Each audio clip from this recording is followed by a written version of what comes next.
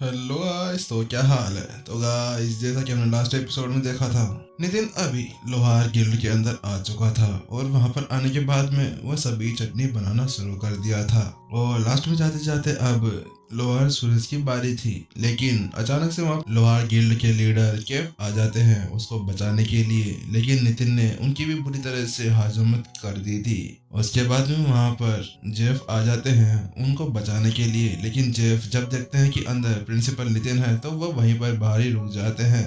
उसके बाद में अर्जुन केफ को पूरी असलियत बता देता है कि आखिरकार उसके साथ में क्या क्या हुआ था, और उसी के साथ में हमारा एपिसोड खत्म हो गया था। तो चलिए शुरू करते हैं आज के हमारे नेक्स्ट एपिसोड को। गिल्ड लीडर केफ अभी बहुत बड़े चिंतन के अंदर था, क्योंकि उसने इतनी सारी बातें सुनी थी। उसके बाद में वो मूर्ख होगा जो ये नहीं समझ पाएगा कि आखिरकार यहाँ पर हो क्या रहा था। लेकिन अभी तक भी केव को सूरज के ऊपर इतना ज्यादा विश्वास था, जिसकी वजह से उसे अर्जुन की उन बातों पर विश्वास नहीं हो रहा था। इसलिए उसने फिर से सूरज से पूछा, सूरज अभी तुम मुझे बता दो कि यहाँ पर चल क्या रहा है। और ये अर्जुन कह रहा है जो सब कुछ सच है। अगर अगर तुमने मुझे सब कुछ सच सच बता दिया तो तुम्हारे लिए अच्छा होगा, वरना अगर बाद में मास्टर टीचर्स ने इसके बारे में पता लगाने की कोशिश की तो तुम सोच लेना, और इसके बाद में मैं कुछ भी नहीं कर पाऊंगा।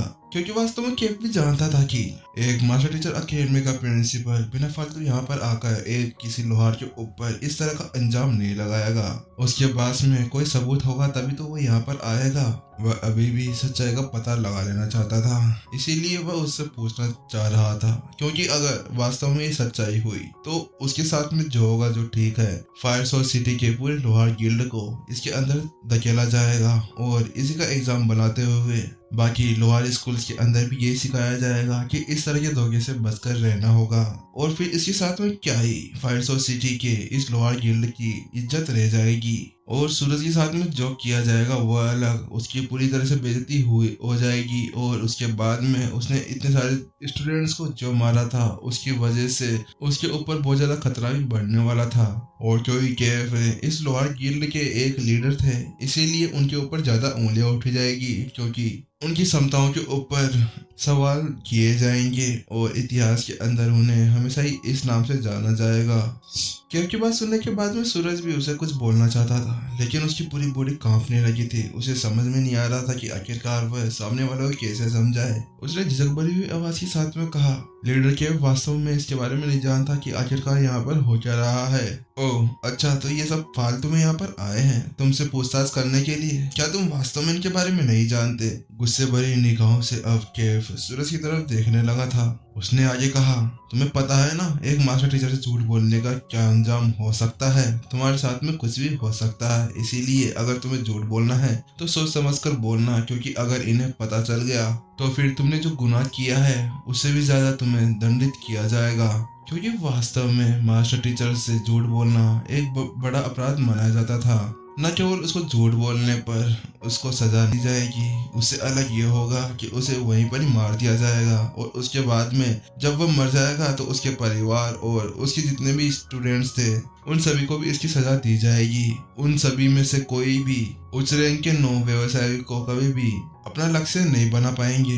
ये निर्णय केवल मास्टर टीचर्स के द्वारा नहीं लिया गया था, ये सभी व्यवसायों के द्वारा इसे चुना गया था। और क्योंकि उससे सारे सिद्धांत छीन लिए जाएंगे तो उसके बाद में दुनिया के अंदर एक ऐसा व्यक्ति जिसका कोई सिद्धांत नहीं था वो मानव जाति के लिए खतरा बन जाएगा, इसीलिए उसको मार दिया जाता है।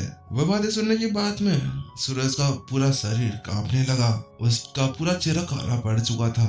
उसे पता था कि वास्तव में ये सभी नियम मास्टर टीचर्स के द्वारा बनाए गए थे, लेकिन वो वास्तव में अभी भी सच नहीं बोलना चाहता था। उसके दिमाग में अभी भी एक खुराफात आ रही थी, और उसके साथ में उसे ऐसा लग रहा था कि शायद वो उनसे बच जाएगा। क्या आप यहाँ पर कुछ कहना नहीं चाहते अपनी सफाई के तौर पर? केव ने गुस्से से सूरज से कहा। अब केव का भी उसके ऊपर से भरोसा उठने लगा था, क्योंकि वो बहुत देर से चुपचाप खड़ा हुआ था और अपनी जगह पर कांपे जा रहा था। और ये तो एक सबूत है कि कोई चोर चोर है, क्योंकि आखिरकार अगर कोई ऐसी कोई गलती करता है तो उसके पास में कोई भी शब्द नहीं होते, और अगर वह बिल्कुल निर्दोष रहता है तो फिर वह अपनी पूरी जान लगा देता है, और उसके पास में अपने आप को साबित करने के बहुत सारे शब्द रहते हैं। वो अभी तक भी कुछ बोल नहीं रहा था, लेकिन उसका एक इशारा उसके सारे गलत कामों को दिखा रहा था।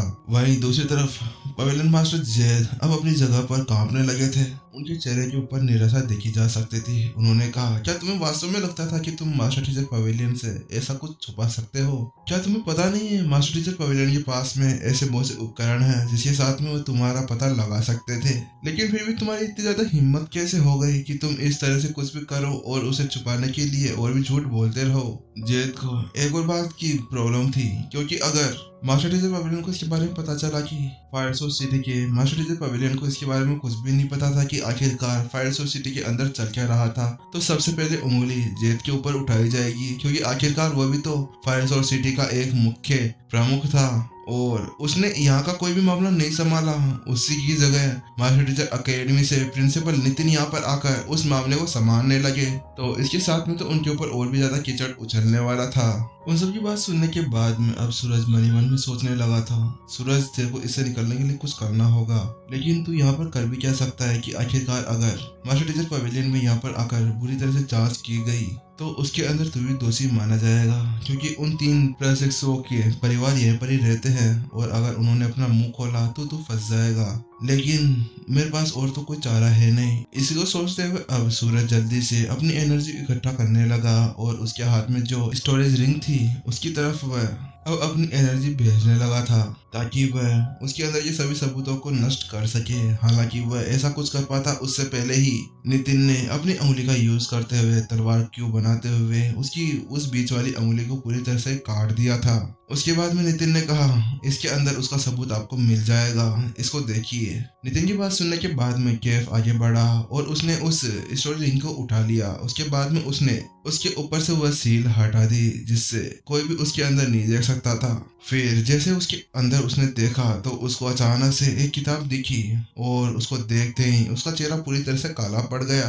उसके बाद में वह उस किताब को बाहर निकालते हुए अर्जुन को देते हुए पूछते हैं, अर्जुन तुम इसको देखो, एक मिनट, ये वही किताब है क्या जिसको तुम्हें दिया गया था? अर्जुन ने जल्दी से कैफ के हाथों से वह बुक ले ली और उसे पढ़ने लगा और कुछ ही देर के अंदर उसने पूरी बुक पढ़ ली और उसने अपना सिर हिलाते हुए कहा, जी मास्टर, यही है जिसके अंदर से मैं साधना किया करता था। जैसे ही अर्जुन के मुंह से वह शब्द सुने सूरज पूरी तरह से कांप गया और कैफ भी अब उसकी तरफ टक टक के लगा के देखने लगा था। ऐसा लग रहा था कि वो वहां पर उसको मार डालेगा। कैफ ने कहा, क्या तुम्हारे पास में और भी कुछ है? क्या तुम अभी भी कुछ समझाना चाहते हो? वहीं ये देखते हुए कि अब उसका काम पूरी तरह से हो चुका है और उसका पर्दाफाश हो चुका है, सूरज अब निराशा से अपने पैरों के ऊपर खड़ा भी नहीं हो पा रहा था। अब वह अपने घुटनों के ऊपर आ चुका था।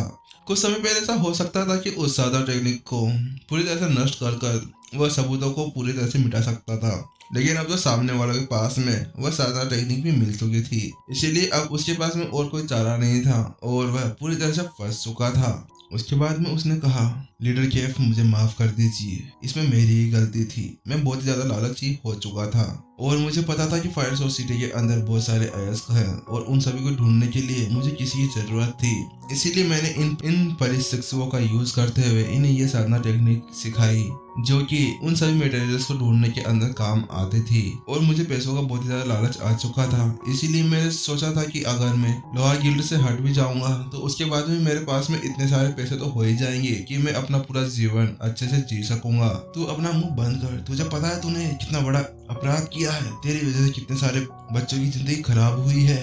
क्या तुझे उनके ऊपर बिल्कुल भी दया नहीं आई? क्या तूने बिल्कुल भी नहीं सोचा था उनके बारे में कि उनके साथ में क्या होगा, उनके परिवार का क्या होगा? तूने उन्हें गलत साधना टेक्निक दे दी। पूरे गुस्से से चिल्लाते हुए कैफ सूरज की तरफ देख रहे थे। ऐसा लग रहा था कि वह अपने गुस्से की आग से ही उसे यहीं पर ही भस्म कर देंगे।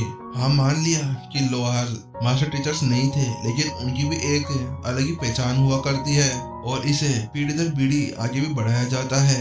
ये एक ऐसा प्रोफेशन है जिसको अभी भी बहुत अच्छा दर्जा दिया जाता है और इसने इस प्रोफेशन की पूरी तरह से धज्जियां उड़ा दी है।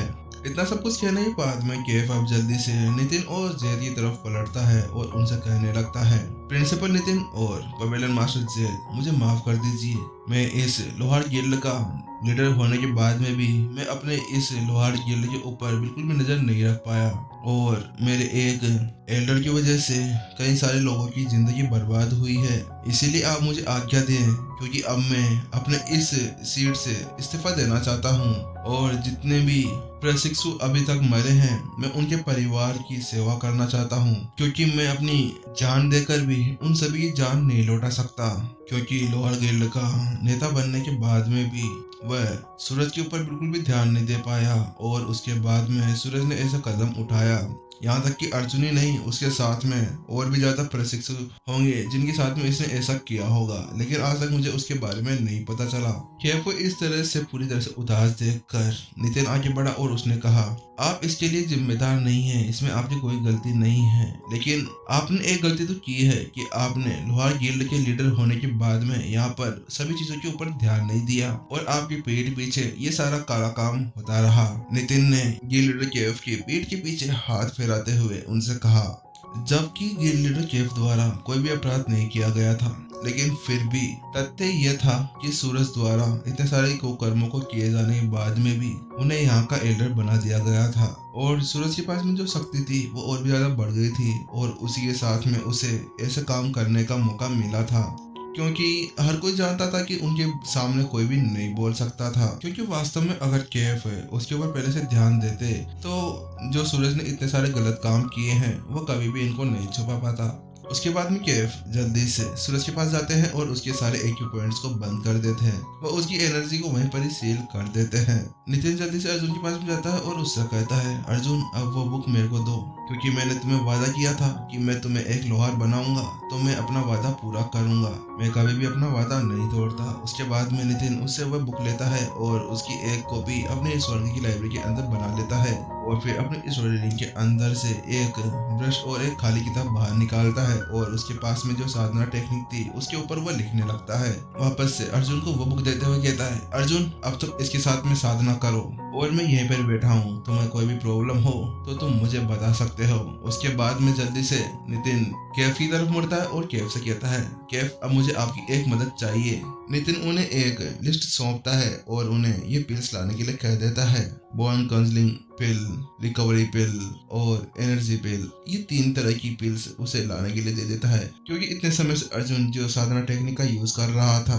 उसके साथ में उसकी एनर्जी पूरी तरह से चेंज हो गई थी और 20 साल तक सेम टेक्निक का यूज करने के बाद में उसकी पूरी शरीर उसको अपना चुकी थी, इसीलिए साधना के साथ में ही केवल उसको पूरी तरह से सही नहीं किया जा सकता था। इसीलिए नितिन ने उन पिल्स को लेने के लिए केव को बाहर भेज दिया। केव जल्दी से बाहर चला गया और क्योंकि फायर सोसाइटी के अंदर ऐसा वातावरण था और यहाँ पर बहुत सी दुर्लभ जड़ी बूटियां मिलती थी, तो उसके साथ में वह पिल्स जो नितिन ने लिख के दी थी वो यहाँ पर आसानी से मिल सकती थी। कुछ ही पल बाद में केव वापस से वो पिल्स लेकर वापस आ जाते हैं और फिर वो तीनों पिल्स अर्जुन को देने के बाद में नितिन उसे कुछ मार्गदर्शन दे देता है कि किस तरह से तुम्हें इन पिल्स को लेना है। उन पिल्स को लेने के बाद में अब अर्जुन वापस से कल्टीवेशन करना शुरू कर देता है और थोड़ी देर बाद में उस कमरे के अंदर अचानक से हवा के अंदर बदलाव होने लगता है और सारी एनर्जी अर्जुन की तरफ बढ़ने लगती है और एक भनभनाहट के साथ में अब उसका पूरा ऑरा चेंज हो जाता है और